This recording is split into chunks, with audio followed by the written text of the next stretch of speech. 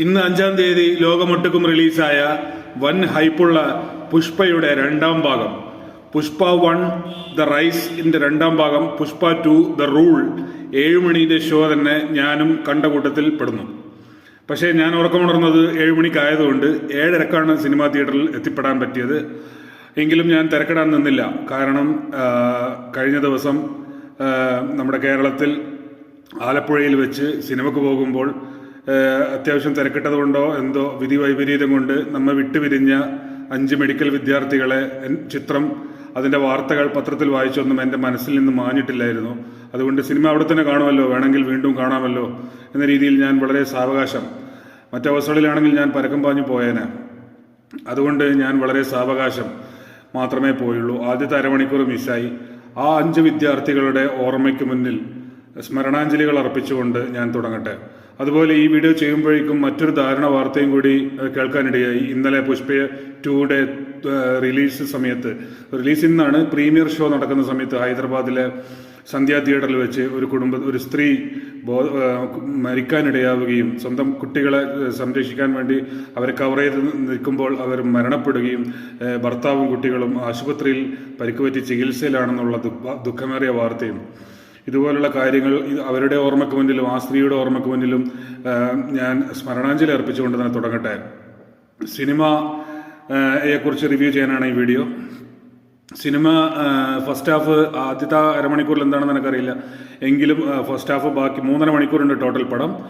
First half നല്ല അടിപൊളിയായിട്ട് തന്നെ എനിക്ക് ഫീൽ ചെയ്തു. ഇതുപോലെയാണെങ്കിൽ സിനിമ ത്രൂ ഔട്ട് ആണെങ്കിൽ ഗംഭീരമായിരിക്കുമെന്ന് ചിന്തിച്ചുകൊണ്ട് ഫസ്റ്റ് ഹാഫ് എൻജോയ് ചെയ്തു. അതിലുള്ള പാട്ടുകളും ഫഹദ് ഫാസിൽ, അല്ലു അർജുൻ കോംബോ സീൻസൊക്കെ നല്ല ഹൈ വോൾട്ടേജ് തന്നെയാണ്, യാതൊരു സംശയവുമില്ല. സ്റ്റൺസ് പോലുള്ള കാര്യങ്ങൾ. പിന്നെ ഫസ്റ്റ് ഹാഫ് തീരാറായപ്പോൾ തന്നെ, ആ കാളവണ്ടി രംഗമായപ്പോൾ തന്നെ എനിക്ക് ഏകദേശം ബോധ്യമായി ഇതിൽ ലോജിക്കൊന്നും വെച്ചിട്ട് യാതൊരു കാര്യമില്ല. കാരണം സൂപ്പർ ഹീറോ പടമാണ്, വളരെ വൺ സൈഡഡ് പടമാണ്. ഇതിൽ ട്വിസ്റ്റും ടേണൊന്നും നമ്മൾ കാര്യമായിട്ട് പ്രതീക്ഷിച്ചിട്ടും കാര്യമില്ല. എന്ത് തന്നെയായാലും ഈ സൂപ്പർ ഹീറോ തന്നെയാണ് ജയിക്കാൻ പോകുന്നുള്ളൂ എന്നുള്ളത്. അതുകൊണ്ട് ആ കാളവണ്ടി സീന് കണ്ടോടുകൂടി ലോജിക്കിൻ്റെ ആ ഒരു ബ്രെയിൻ പാർട്ട് ഞാൻ ഓഫ് ചെയ്ത് വെച്ച് അങ്ങനെ വേണം ഈ സിനിമ കാണാൻ. ജീവിതത്തിൽ തന്നെ വലിയ ലോജിക്കൊന്നും ഇല്ല എന്നുള്ള സ്ഥിതിക്ക് സിനിമയിലൊന്നും നമ്മൾ ലോജിക്ക് പ്രതീക്ഷിക്കുന്നിടത്തൊന്നും വലിയ കാര്യമൊന്നുമില്ല.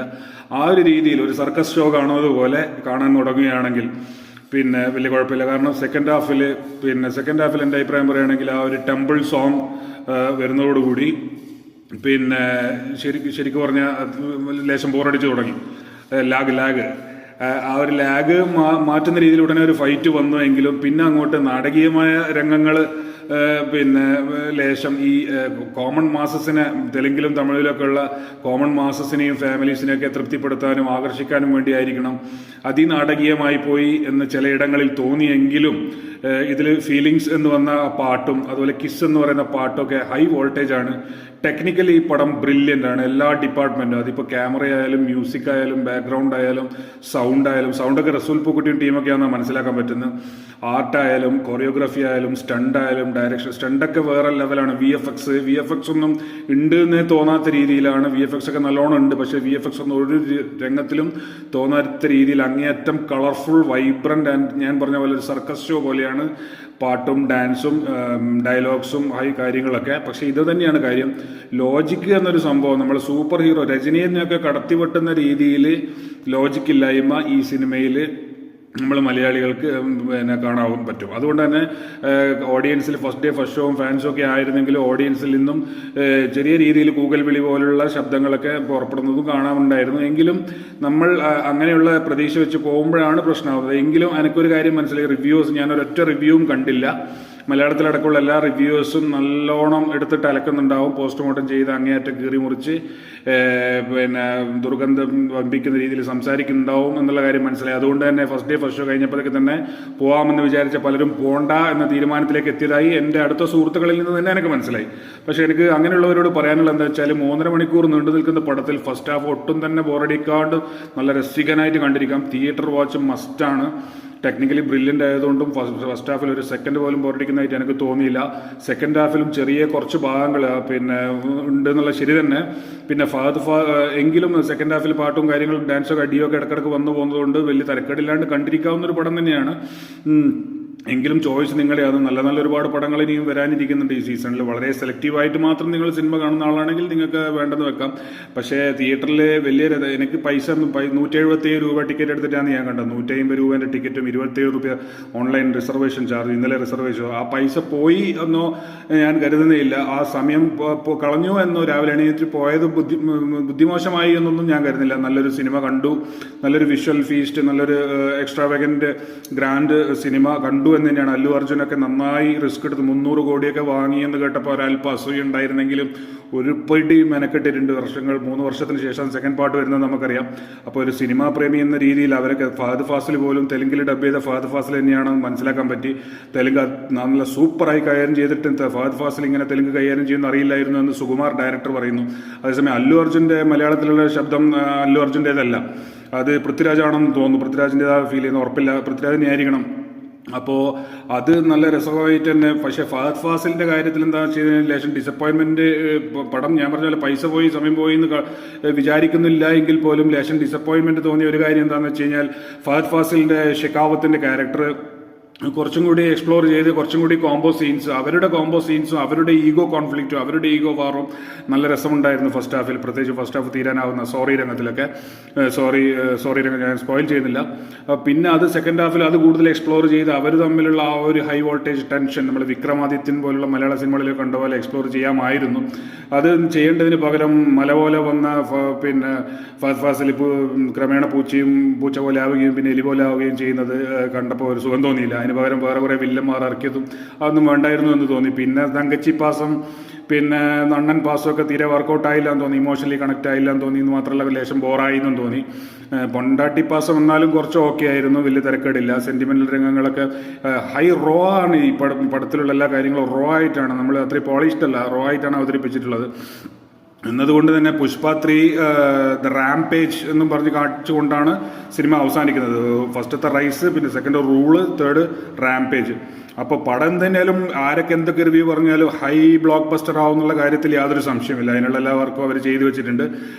പടം high blockbuster heavy collection നേടിക്കൊണ്ട് തന്നെ മുന്നേറുകയും ചെയ്യും. പുഷ്പ 3 റാംപേജ് വരികയും ചെയ്യും. പക്ഷേ ഇത് പുഷ്പ 3 റാംപേജിൽ ഷെക്കാവത്തിൻ്റെ ഫാഫാവിൻ്റെ ക്യാരക്ടർ എന്താവും എന്നുള്ളത് അറിയില്ല. കാരണം ഇതിൽ അങ്ങനെയാണ് ഫാഫയുടെ ഒരു സംഭവം നമ്മൾ എന്തായി എന്നറിയാത്ത, അതായത് തീർന്നതുപോലെയാണ് കാണിക്കുന്നത്. Sorry for the spoiler. Anyway അത് എങ്ങനെയാണ് അത് വർക്കൗട്ട് ആകാൻ പോകുന്നത് അതിൽ അവസാനം ഒന്നും കാണിച്ചതുമില്ല. അപ്പോൾ അതെന്താണ് വരാൻ പോകുന്നതെന്നുള്ളൊരു സംഭവമുണ്ട്. പിന്നെ അതിൻ്റെ മേക്കേഴ്സിൻ്റെ മേക്കിങ്ങിലും ടെക്നിക്കൽ ഡിപ്പാർട്ട്മെൻറ്റും ഒക്കെ നന്നായി ചെയ്തെങ്കിലും എനിക്ക് തോന്നുന്നു സ്ക്രിപ്റ്റിലാണ് ലേശം പാളിപ്പോയത് എന്ന് തോന്നുന്നു. പ്രത്യേകിച്ച് സെക്കൻഡ് ഹാഫിൽ ഇത്രയും പൈസ എല്ലാ ഡിപ്പാർട്ട്മെൻറ്റും വൃത്തിയായി ചെയ്തപ്പോൾ സ്ക്രിപ്റ്റ് കുറച്ചും കൂടി ടൈറ്റാക്കി 3.5 മണിക്കൂർ വേണമെന്നിരുന്നില്ല. ആ നാടകീയമായ ഫാമിലി തങ്കച്ചി പിന്നെ അണ്ണൻ നാടകീയമായ രംഗങ്ങളൊക്കെ ഒഴിവാക്കിയിട്ട് ഫസ്റ്റ് ഹാഫ് പോലെ തന്നെ സെക്കൻഡ് ഹാഫും കൂടിയും വന്നിരുന്നെങ്കിൽ പുഷ്പ 2 ദ റൂൾ ഇവിടെ റൂൾ ചെയ്യുമായിരുന്നു എന്നുള്ള കാര്യത്തിൽ യാതൊരു സംശയമില്ല. ഇല്ലെങ്കിലും റൂൾ ചെയ്യുക തന്നെ ചെയ്യുമെന്ന് തോന്നുന്നു. കാരണം ആ പടം വാച്ചബിൾ, വൺ ടൈം വാച്ചബിൾ തന്നെയാണ്, തിയേറ്ററിൽ നിന്ന് വാച്ചബിൾ തന്നെയാണ്. ഞാൻ പറഞ്ഞതുപോലെ ഒരു സർക്കസ് ഷോ കാണുന്നത് പോലെ ഒട്ടും ലോജിക്കൽ അല്ലാതെ രജനീകാന്തിൻ്റെ ഒക്കെ സിനിമ കാണുന്ന ആ ഒരു മെൻറ്റാലിറ്റിയിൽ 3 മണിക്കൂർ കുറേ പോപ്കോണും ഒക്കെ വാങ്ങി കൊണ്ടുപോയി ബാത്റൂമിലും ഒക്കെ പോയി ഭക്ഷണമൊക്കെ കഴിച്ച് നന്നായിട്ട് പോയി 3 മണിക്കൂർ എ സിയിലിരുന്ന് റിലാക്സ് ചെയ്ത് ലോജിക്കൽ തിങ്കിങ് ഒന്നും ഇല്ലാണ്ട് ഇങ്ങനെ വാവിളിച്ചിരുന്ന് കാണാനാണെങ്കിൽ സൂപ്പറായിട്ടിരുന്ന് കാണാൻ പറ്റിയൊരു പടം തന്നെയാണ്. എന്നല്ലാതെ മറ്റൊന്നും എനിക്ക് പറയാനില്ല. എന്തിനായാലും മേക്കേഴ്സിനും അല്ലു അർജുനും ഫാഫായ്ക്കും പിന്നെ ഡയറക്ടർ സുകുമാറിനും ടെക്നിക്കൽ ഡിപ്പാർട്ട്മെൻറ്റിനും എല്ലാവർക്കും all the best. You have done A good job. പിന്നെ ആദ്യം പറഞ്ഞതുപോലെ ഈ സിനിമയെ കാണാൻ വേണ്ടി പ്രത്യേകിച്ച് അല്ലു അർജുൻ വരുന്നുണ്ട് എന്നറിഞ്ഞ് ഒരുപാട് ആൾ സിനിമാ തിയേറ്ററിലേക്ക് തള്ളിക്കയറി വന്നപ്പോൾ ആ തിരക്കിൽപ്പെട്ട് ജീവൻ നഷ്ടപ്പെട്ട ആ സ്ത്രീയുടെ ഓർമ്മകൾക്ക് മുന്നിലും പരിക്കേറ്റ് കിടക്കുന്ന ആ ഭർത്താവിൻ്റെയും മക്കളുടെയും നമുക്കിതൊക്കെ ഒരു വാർത്തയായി പോകും.